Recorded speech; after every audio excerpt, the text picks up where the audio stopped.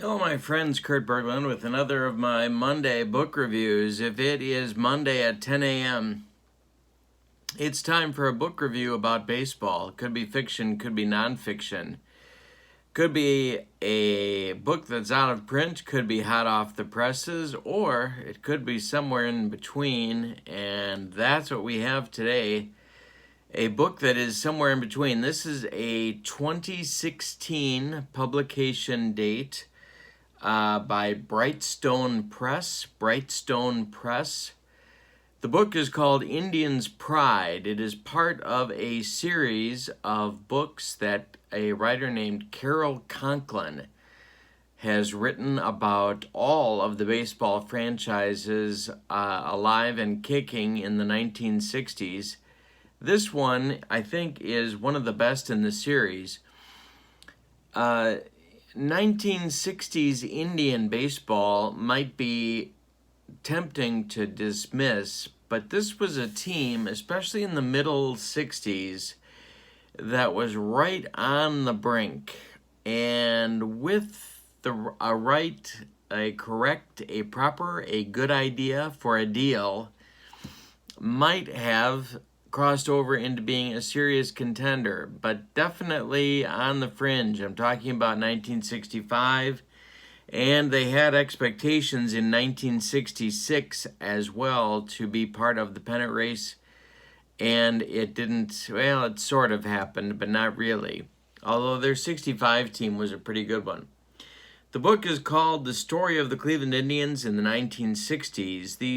These Pride books, this Pride series that Carroll Conklin has put together, does a few things. It breaks down each year in the decade into months. You get a snapshot of the games in the decade. You get statistics for the key players in the league, and then also for the team that is part of that book, broken out by month or by half season, and then for the total season at the end of the chapter.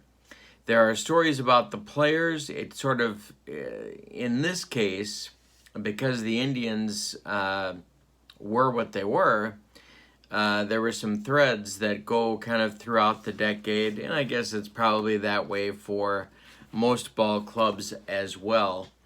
There's a ton of black and white pictures in the book. There is not an index. However, Carroll Conklin has impressed me as a guy who's really an expert about baseball in the 1960s. He's been extremely prolific, and he's written very well on the topic, but for minor publishers. And so his books can be a little bit challenging to find. If you find this one, though, it's worth the read. Especially, I would recommend this to you if you don't know a lot about Cleveland baseball. I didn't when I read this book the first time, and I learned a lot by what he talks about. Now, this is not I talked about statistics. This is not a book about sabermetrics. The statistics are pretty much the garden variety. But he does talk about them and about the Indians' performance in each of these individual seasons. I think in a very balanced fashion. So I encourage you to take a look at the book. There is a special section about the Rocky Colavito trade and the impact that had as sort of a ripple effect through Indians baseball in the 1960s that I think he handles very, very well. The last thing that I'll say is that I really appreciate in this book in particular his attention to detail. In other words, you're not just getting a picture of the Indians' stars of each particular year, but you're getting a pretty good look at impacts made by the average guys, the mediocre guys as well. So the series is very good.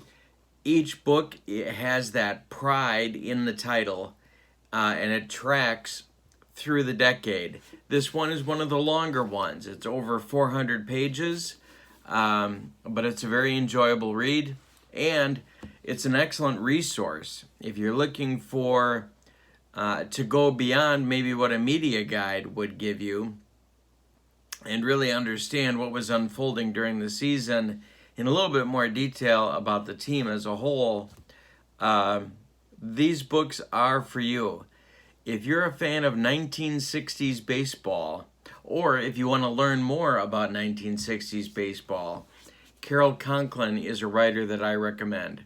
So, I'll put the title and the publication information in the description for this video. You can check it out, and I encourage you to do so.